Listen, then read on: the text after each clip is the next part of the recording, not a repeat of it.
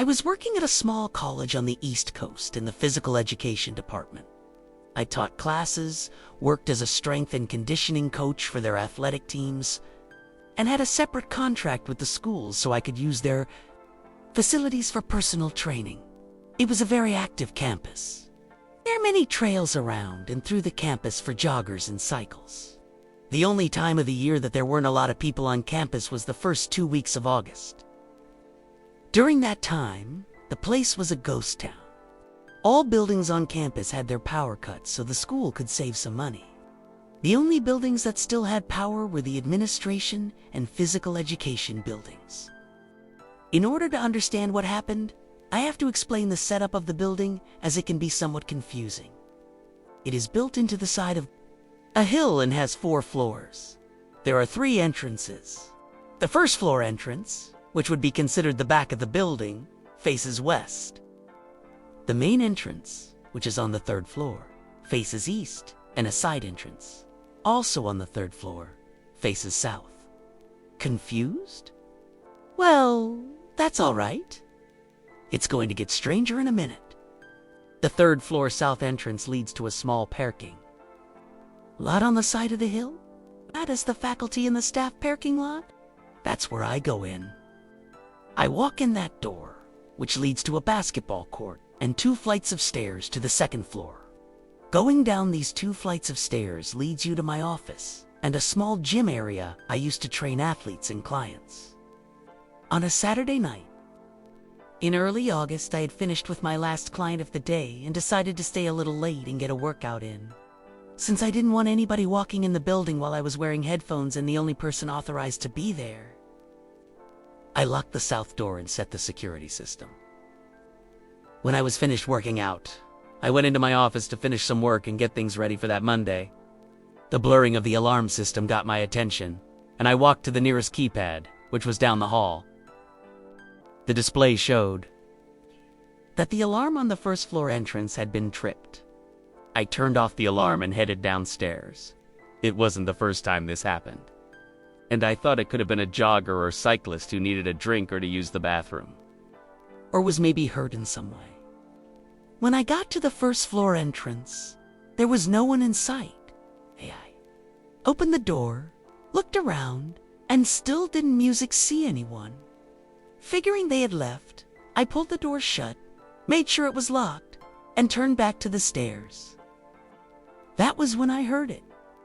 On the stairs above me, there was a stomp. "Hello," I said. I heard the stomping sound a few more times now. "Hello," I yelled again in a louder and deeper voice to let whoever was there know that I wasn't messing around. But the stomping sound continued. "Damn it," I muttered as I began climbing the stairs, listening to the stomping echo on my own. Footsteps? I reached the 2nd floor and still heard the stomping above me. I once again yelled.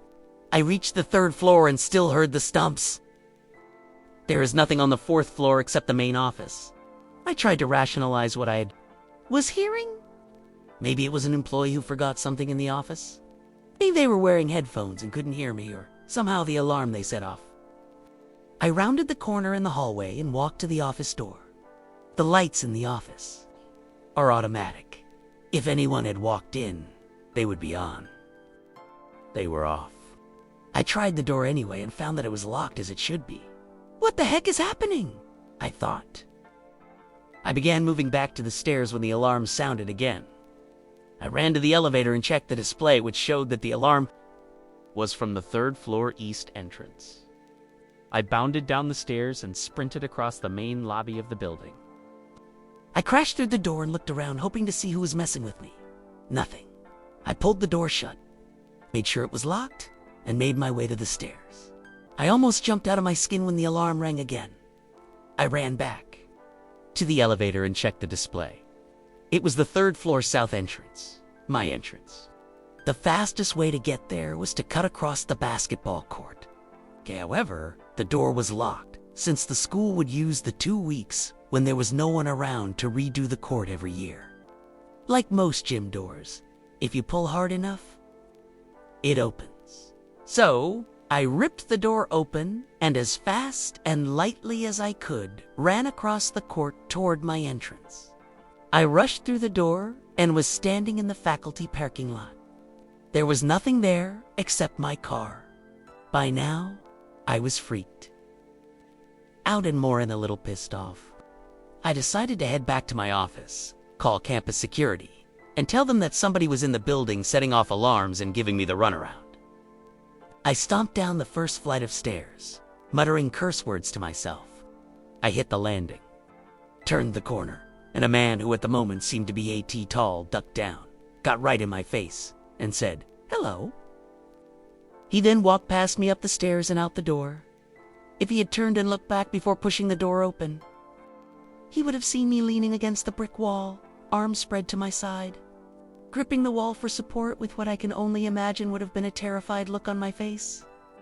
After what seemed like an hour, but was most likely only seconds, I peeled myself off the wall and went to my office.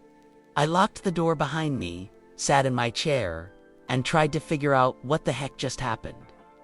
I don't really know how long I sat there, but it was long enough that my wife sent me a text asking why I wasn't home yet. I gathered my things and went up the stairs. I stopped at the door. A vision flashed before me of the large man I had seen leaning against my car, waiting for me.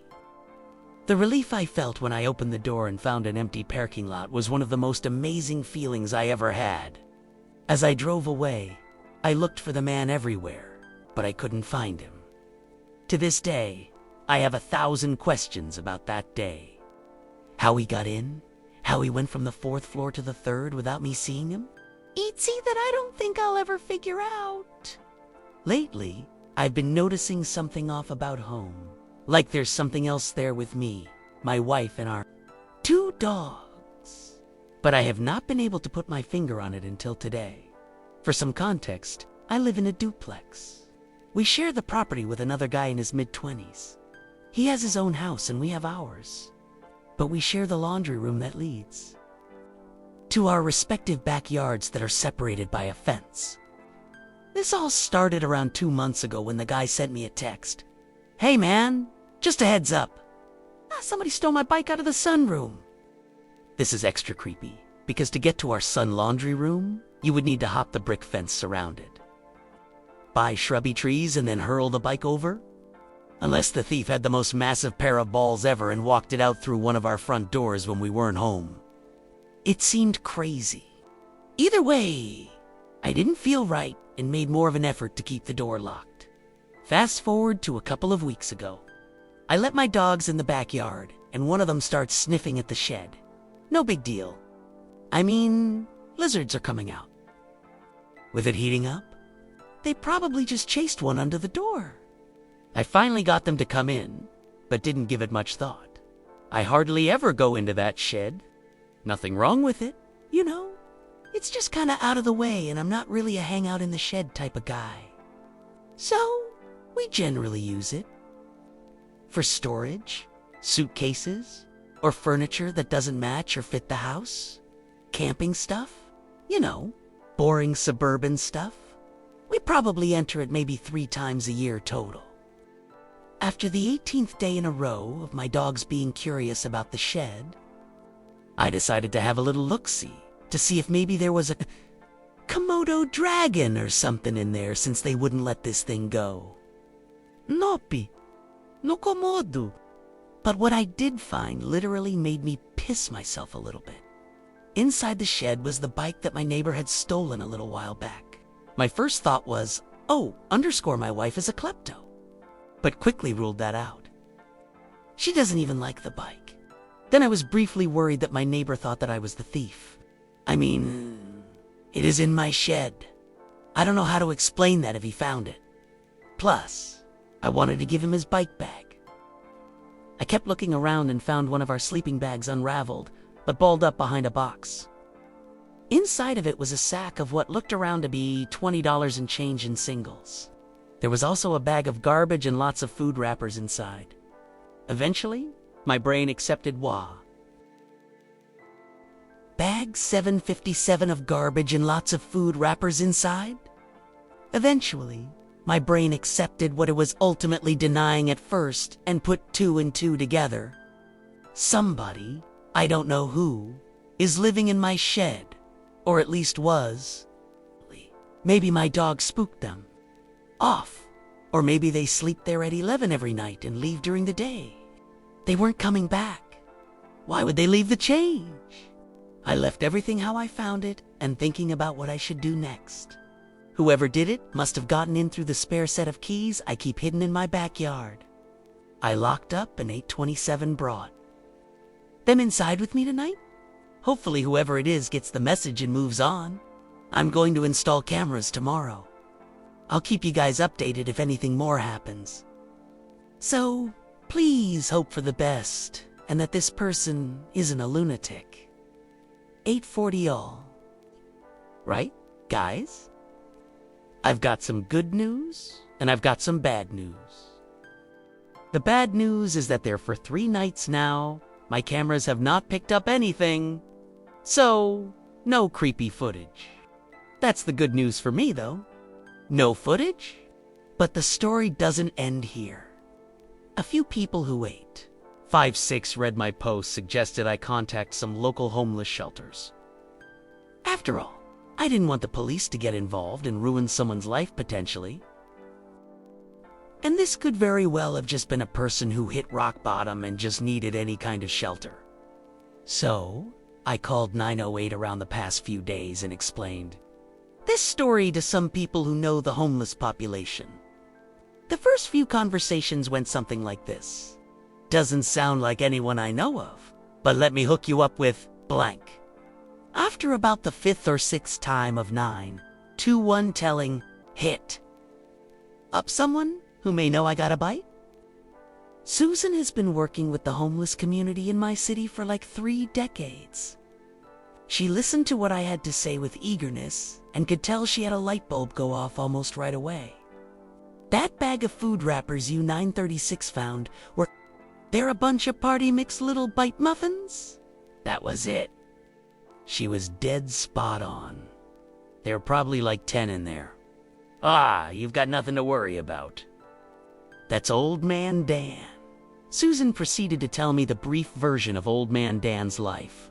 Old Man 953, Dan is a supposed Vietnam veteran who, like many of his peers, fell on hard times. She said that he probably lived there more of his life homeless. Then he probably has functioning within society. They feel like he suffers from a multitude of mental health issues. Such 1005 is PTSD and multiple personality, but has never been a concern for violent outbursts. He has mostly kept his head low and just tried to hang out. He also has a habit of shoplifting boxers at a time of party makes little bites from the grocery store. I guess they're 1019's favorite. Thought Old Man Dan was infamous for one thing, setting up little bases around town. Some, they said, he's gone years undetected. Other times he's caught in a day. There are usually little bites wrappers found in these places. And that's what usually 1035 gives his identity away. They say he's really good about not going back to where he's not welcome. He's just trying to not draw attention. Some of his local hideouts include under the bleachers at a high school, the way teams bench, less security, abandoned swimming pools, 1050 like one swim teams would practice at. He had a tent on a golf course, but his most common are a plethora of sheds and guest homes he could find a way into. So, now that I knew that my wife's life, my precious baby's pups, my neighbors in my life were not in any immediate 1104 threat, I took a moment to ponder and make my next move. I asked if Susan would come by and grab his stuff and track him down. She said she knew all of his usual spots. I tossed his trash. It was just wrappers, no cans or recyclables, but I gave her the sack of 1120 cash and coins with a little extra for my coin jar. I also let her give him the sleeping bag. My neighbor kept the bike. Anyway, hopefully that's the end of this saga. I'm moving this summer, so not really anything to worry about long term. But although I knew his intentions 1135 weren't malicious, part of me still feels violated that this was even happening. How many nights did he sleep out there without me knowing? I shudder at that thought, 11 colon for 8 story 31153. Forgive me if this post is a bit scrambled. I am on my third glass of wine and contemplating my life right now. My brother Brian and I grew up very close. Movie nights with the family dinners, game nights, holidays, family road trips. Very normal. We 1209 eventually grew up, and now both in our 20s, we moved away from home. I haven't seen him recently, but we text here and there to confirm aliveness. You know, Brian suddenly became extremely religious, nearly overnight. I'm talking extremely now. I don't judge anyone at 12. 2 for all? But no one in our family's particularly religious, and he does not have religious friends. He found a church in his new city that he is giving his life to.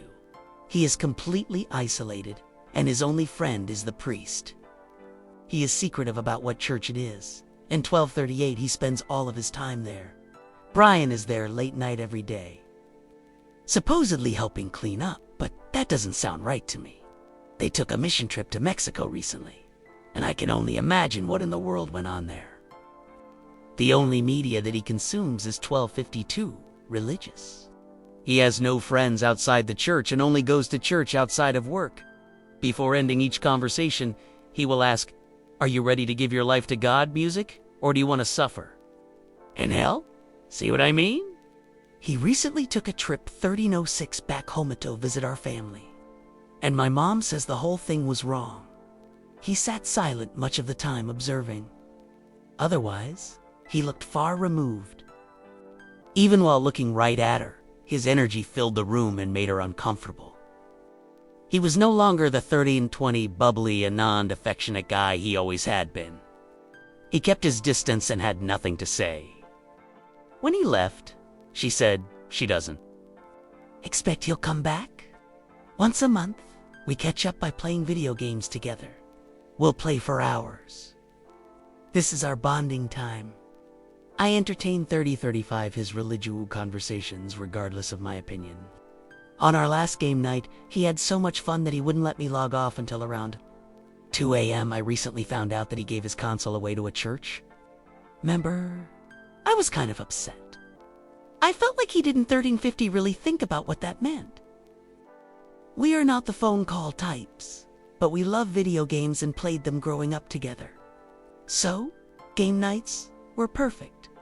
He called me the other night to address the issue. He gave it away because his future wife, a premonition.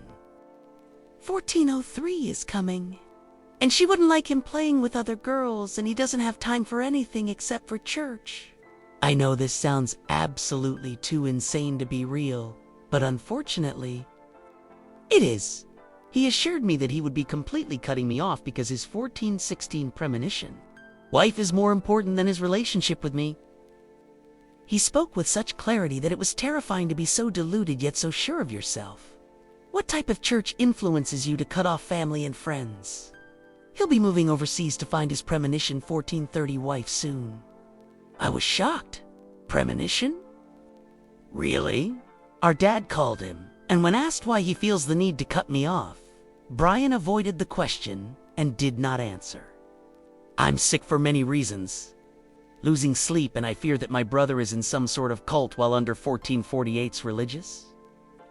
Psychosis on top of ruining our relationship with possible feelings towards me. His sister, I'm a mess of confusion. What in the hillbilly heck is going on? How could it get any worse?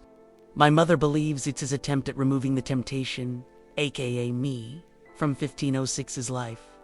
I'm stuck between wanting to understand what the heck type of church this is, and kind of also not wanting to be around him. Nobody knows what to say to me, and I can't blame him. I'm mourning what was once our relationship, but the situation gives me chills. And I 1520 don't know. Don't know where to go from here. 15 call on to 7 story for 1533. I moved abroad for work some years ago. I've had a variety of housemates during this time. Some are great, some okay, and a few bad apples. My most recent flatmate, however, was like nothing I'd ever experienced. Penny. She had posted an ad looking for female, working 1548 flatmates, and lived in a luxury apartment. I live in a developing country in Asia in its capital city, which is notorious for its difficult housing market among many other things. It's not advisable for girls to live alone, and as a safety precaution. Also, 1603 factor in that I'm alone in this country and rely heavily on a secure and comfortable living situation. I responded to Penny's advert looking for flatmates and arranged to see the place. It was a nice apartment with a reasonable rental price. Penny seemed 16-18, nice enough. She said she was a lawyer and was looking for non-intrusive and responsible people to live with. I was looking for the same and thought it was a great place. I took the room and moved in the following month. Penny had some issues with another flatmate, which 1632 culminated in Penny locking the girl outside of our apartment and police being called. The departed flatmate told me that Penny would randomly text her in the middle of the night with the strangest insults. Things like, "You have crap taste and are so old, and my 16:7 dog has more talent than you?" Alarm bells were ringing. But I believed Penny when she told me that the girl had not paid rent, and music was threatening to ransack the place. Plus, I had nowhere to go as I had secured this room already. So, I'm living alone 17 o'clock with Penny, and a 20-year-old girl who had been employed by Penny's family to live with her daughter as a maid. The first week was fine. I realized, however, that Penny wasn't a lawyer and that she was actually unemployed. She would lie about going to work, how her 17-15 day was, and what she ate during her lunch break at this non-existent job. I knew that. She was lying because the maid told me that Penny was strange and never left the apartment. I let it go, figuring that she may be embarrassed of being unemployed. Penny had no idea I, 1729, could communicate with the maid, as she was unaware I could speak the local language. When I found out the maid was completely illiterate, I told Penny I'd be teaching her how to read. She told me that there was no point because the maid wouldn't be interested. Clumped in her words 17:4-3 said, as poor people supposedly have no respect for education and to not teach her anything because being literate wouldn't improve her life anyway. Actually, the maid was interested in learning to read, and I started to teach her anyways. The maid wanted this to be 1756, kept secret, and hid her notebook and pen during the day inside a box. I strongly believe Penny wanted to keep her illiterate, as she wanted her to be as vulnerable as possible. The maid had left school at 7 years old and had been working full-time since the age of 12, 1810, which Penny thought was great as she learned to cook very well. In the third week, crazy started. Penny presented me with a food bill, saying she'd ordered $300 worth of food for us. This was untrue, and I said I wouldn't be paying her. A weekly shop here is around $15, 1827. She would also hang around outside my room, wanting to talk before I left for work in the mornings, and then do the same in the evenings. I thought maybe she was a lonely girl, and I kind of felt sorry for her. She'd literally follow me to my bedroom door and keep talking 1839 until it was shut in her face. She talked to me for around 40 minutes at a time, uninterrupted, as if she was talking to herself. I could rarely ever get a word in. She appeared very unaware of social etiquette and thought it was normal to have a conversation, where she, 1854, was the only one speaking to the point of breathlessness. She texted me while I was at work saying things like, "We need to talk this evening about like apartment stuff." One day we had a drink and she told me many things, that she was extremely academically 1908 gifted, had traveled the world and was related to the royal family, had a wardrobe worth thousands, and also that her boyfriend died last year. Found out her ex-boyfriend was actually alive, but figured this was her way of dealing with a bad breakup. The rest of her story was lies. 19 Callan 2 for actually like 90% of what she would say was untrue. She lied about trivial things, which convinced me she had a personality disorder. I'd come back from work and she'd tell me that she arrived 1 hour before me and was having a nap, even though she just spent the whole day 1938 asleep after taking various substances. Penny's mother often rang the maid. Penny's family lived in a city a few hours away to find out what Penny was doing, and she'd send her cousin around every few weeks to check on her. During this time, Penny would also lie to them 1953 that she had a job and that I was her close friend. Thinking of this freaks me out because I'd generally avoid her if I could at this point. However, her family seemed to know a lot about me. In the space of a few weeks, she's clearly concocted a story about me to her 2007 family. I guess as the weeks went by, she became comfortable and started being more herself. She would sleep all day and be awake during the night. She'd drink up 2-3 bottles of whiskey per week, mixing with various medications she was taking. The maid told me all of 2022 this as she was cleaning Penny's room. Penny also claimed to not know how old she was. She treated the maid very badly. The maid was not allowed to speak to anyone or go out in public or even eat properly.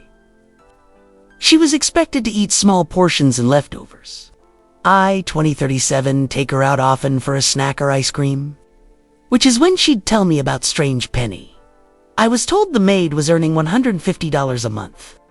A very low wage by Western standards, but normal in this country. Penny included my share of this in my rent, so I was contributing $75 to 2053 her salary. I later found out that her wage was only $85, so he was knowingly giving this maid $10 per month to work for her full-time for 10 a.m. to 1 a.m. working hours. She once berated her terribly for going to sleep at 1 a.m. and woke her up, demanding that she cook 2110 for her. She reasoned that poor people needed to be kept in check in music, that they weren't normal people. Penny had a pet dog whom she seemed obsessed with and would spend hundreds of dollars weekly on him. She was paying $10 for her maid and $400 for her dog. 21:25 in my week's music there. That dog rarely left her bedroom. He would underscore all over her bed and piss on her mattress. When she was questioned about the piss stain, she said it was water. It definitely wasn't. It might sound insane, but I thought that she might be 2139 having an inappropriate relationship with that dog. The maid confided that she too thought Penny was indeed engaging in those kind of relations with the dog. Her dog would also randomly piss in the common areas, and on one occasion, Penny came out of her room in 2153, stood in the piss with her bare feet, and she seemed totally unbothered by it. She also claimed that her dog could speak to her. Conversely, she'd claimed that she was often starving because she had no access to food, even though she binged daily. I questioned her about my missing 2208 food, and then she'd screamed that she had no idea where it went and that I shouldn't use the fridge. The fact that she believed in her own delusion seriously freaked me out. She claimed that her friends used to live with her, even though I found no evidence of her 20 to 21 ever living with others in that place. She hated for other girls to be described as attractive, as she was severely overweight and never showered. Her hair was knotted throughout as she hadn't washed it in months. She'd also have the maid sir often, on the 20 to 36 occasions that she'd leave her door open. I see her sitting in the bed gawking at TV and eating or drinking. She also seemed out of breath very often. I had no idea why, because she never did anything active. During my time in that apartment, she never left 2249, the apartment building, once. She just had her routine of sleeping, eating, drinking, and taking some sort of pills. She'd often pretend she'd gone somewhere. On a few occasions, she'd even turn the lights and TV off in her room and stay silent for a few hours too. 2303 make me believe she was out. She even made up an elaborate lie that she was taking some exams and pretended to be stressed on the day. Even though she never actually had any exams, she seemed to include details in her lies to make them more realistic. It scared me that 2319 she did this so naturally. She displayed bouts of mania where she'd spend hundreds of dollars on decorations, like plastic flowers and small figurines, and she'd be up at 5 a.m. decorating the common areas. I'd hear her often during the night pacing back and forth down the 2333 hallway in the apartment. She claimed she was decorating the place for all of her friends to enjoy, even though no one would come to see her aside from her cousin. In week 5 of me living there, I heard screaming and shouting one evening. I thought maybe she was on the 23 for 6 phones, so I ignored it. I then received a hysterical phone call from the maid saying that Penny accused her of stealing something and was going to beat her. So she ran to her room. I asked Penny what happened, and she said that the maid had a bad attitude and started 2401 crying for no reason. She said that she'd just done some difficult exams. Not true. Had been stressed and wanted to chill and not deal with the rude maid that night. Penny also severely abused the maid for refusing to come and take it. More abuse. I heard Penny make a 2416 phone call to the maid in which she screamed the following translated music, by the way. What a useless rude underscore. What are you doing relaxing in your room? I want my drink. Bring it to me now. You're useless, and I'm ill, and I need my drink. Penny was not music 2431 sick, and the drink in question had been left on the kitchen counter. Penny Music wanted the maid to deliver it to her in her bed. I saw the maid later that night to give her some dinner. Her eyes were red from crying and she was shaking. The same night the maid told me, 2444, she wanted to leave the next day because she was sure that she'd be severely beaten soon. Although she had no idea how to leave, as she was illiterate and relied on Penny's family for her travel arrangements. The maid told me she had called Penny's parents and told them 2457. What happened, and they told her not to leave, but she refused. She then said to me, translated, her parents don't care about me. Why should I stay to die? I don't want to die here. She asked that I'd not leave her alone with Penny until she left. That night, I feared for my 25 minutes and 14 seconds own safety. I was awakened during the night by Penny slamming doors and running around.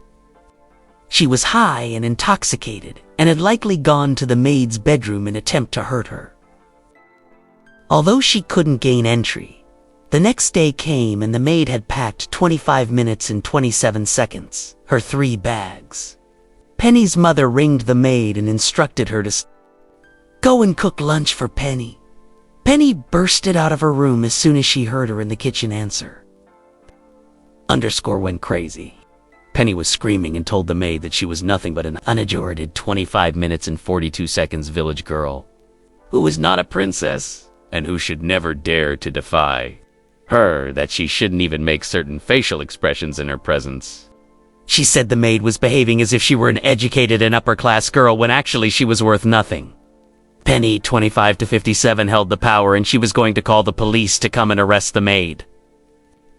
She carried on abusing her while I tried to intervene. Of course, she wanted the maid to keep working and had her scrub the floors right up until she needed to leave. She said to me, "Can you believe 26 minutes and 11 seconds this underscore is trying to leave?" Leaving me without a maid. I was both scared and speechless. I don't think I'll ever forget this scene. Before the maid left, Penny insisted on checking the maid's belongings for supposedly stolen items. He went outside the apartment, where 26 minutes and 27 seconds Penny emptied the maid's 3 bags, including her underwear and food, onto the road, removing various items she claimed were hers. She called the maid a underscore and accused her of messing around, which is very taboo here. Penny even attempted to take away a gift that I had 26 minutes and 40 seconds given the maid. I gave her this gift as she told me she'd never had a birthday gift in her life. I can only describe it as a denigration of one human by another. Penny's parents kept calling throughout the day, begging the maid to continue living with her daughter. They 26 minutes and 55 seconds did this as they heard their daughter's level of disturbing abuse to execute their plan. They told her they couldn't book her a ticket home and that she'd have to stay after she told them she was being abused. Music? Like, what the heck? Luckily, with MY 27 minutes and 8 seconds help, the maid and I arranged for her to get help from her fiancé.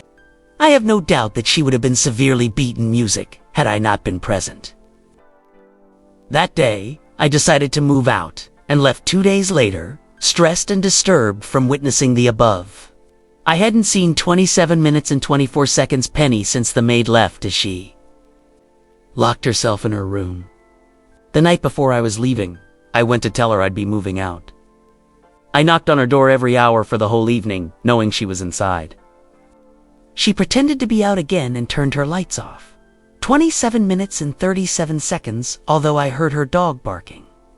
Next morning, I saw her and said that her friends had taken her out to cheer her up after what the mate did to her. She said that she knew I'd been knocking on their door because her dog had panicked and knocked over his water bowl, causing 27 minutes and 50 seconds Penny to slip and injure herself when she returned. She'd concocted this version of events to tell me. 2 days after leaving, I received a phone call from Penny's mother, who was worried that she couldn't contact her daughter. Music she would do this often, as if she 28 minutes and 4 seconds wanted her family to think she was dead. I found out that her mother was immediately flying into the city, checked whether her daughter was alive or not, then left. In this country, some view mental illness as taboo. So, while Penny's family is aware of their 28 minutes and 17 seconds daughter's fragile mental state, they do nothing. I assume they enabled her because they do not want to deal with her. They allowed her to abuse a vulnerable girl from a poor family in the process, knowing the maid would have no option but to endure abuse. I assume 28 minutes and 30 seconds, another vulnerable girl has not been sent to live with Penny and is probably music trapped as the other young girl had been. Penny also continues to advertise her apartment, looking for other people to live with. I hope I never see her again, and hope that other 28 minutes and 44 seconds prospective housemates see beyond her act of normally that she put on when I first met her. Edit. What happened after I left? Over a week after I moved out, Penny still hadn't returned my deposit. I was calling and texting her daily and she'd ignore me. Shay responded once, 28 to 60, claiming her friends had taken her to stay with them. Music, guys! As they didn't want her to be alone. Of course, she hadn't left the apartment at all and was lying again. I know this because the apartment security told me. I woke up one day to around 20 to 25 messages from 29 minutes and 13 seconds her sent in succession, stating that she had been waiting all week for me to come back and that I was crazy and she had been trying to contact me daily. What the heck, man? I have no idea why she thought I'd be returning. Finally, a friend of mine arranged to collect my 2.9 Calon 2.7 money from her. I couldn't deal anymore. Penny told my friend that I should come at 10 p.m. I do not know what she was planning to do. I notified local police that I was concerned something may happen. My friend went up to her dark apartment. All the lights were off in 29 minutes and 42 seconds. She was in there telling him for an hour how psychotic I was. I was concerned as he was up there for so long and rang him. When he answered, I heard her doing the most disturbing and psychotic laugh I'd ever heard. She sounded like a witch. She gave him part of my deposit, 29 minutes and 56 seconds, and told him that her friends were coming to pick her up and he should leave now. 30:08 story. 5:30 minutes and 11 seconds. I used to have the sweetest, nurtured, loving, and loyal golden retriever who loved nothing more than people and food. About 2 years ago, we were both walking back from a long dog walk through some woods on the outskirts of the town where I live. On the edge of these woods is a 30 minutes and 24 seconds large housing estate that has a bit of a bad reputation and a supermarket that I was going to stop off at on our way home. To get to the supermarket, we had to walk through this path that's quite isolated and then underneath an underpass. Along the way, there were a 30 minutes and 38 seconds few discarded McDonald's food wrappers that my dog tried to get at. Being a typical retriever, we got to the supermarket and I left him in a shaded area outside. Now, I have done this countless times, and in the 10 years I've owned my dog, I've never had an 30 minutes and 52 seconds issue. I took his lead off and took that inside with me. I always did this, as my reasoning was that nobody would be able to drag him away if he didn't have a lead on. I bought one or two things inside the store, so I was gone for maybe 5 minutes. As I was paying, I just 31 minutes and 8 seconds had this gut-wrenching feeling that I had to get out and go as something was wrong. I literally ran out the store and found that my dog was gone. The car park was pretty empty, and as it was a boiling hot day, there weren't many people around to ask if they had seen 31 minutes and 20 seconds him. As this supermarket was at the top of a hill, I had a good viewpoint. I saw a flash of gold that I knew was him. Moving through the path, heading towards the woods that we walked through earlier, I ran after him, thinking he had gone back to eat the food wrappers 31 minutes and 34 seconds he had sniffed at earlier. So, at this point, I wasn't panicking too much. I got to the food wrappers, and there was no sign of him. That's where the panic set in. I started screaming his names. I could hear his panicked howling and barking coming from the underpass. That 31 minutes and 48 seconds led to the path to the woods. I started running and reached the entrance of Music the Woods. There in the middle of a clearing was my dog with a rope around his. Next surrounding him were about 5 or 6 teenagers who looked like trouble. All male and about 15 or 32 to 216 years old. 2 of these little shits had their smartphones in their hands filming him. Another one had what looked like a large aerosol can and a lighter, and another had some sort of sharp object. They were all laughing, yelling, and jeering at him as one. Of these kids, 32 minutes and 15 seconds was prodding him with some sort of metal pole. I started screaming at them to give me my dog back. That took them by surprise. So, my dog managed to break free and ran towards me. I dread to think what those creeps were planning to do with him. Being a short female, 32 minutes and 30 seconds, wasn't going to stick around to see what happened next. So, I grabbed my dog and we both ran. I've never forgiven myself for allowing that to happen to my dog. So, don't make the same mistake I made. And please, never leave your dog unattended, no matter how quick your 32 minutes and 42 seconds think you're going to be.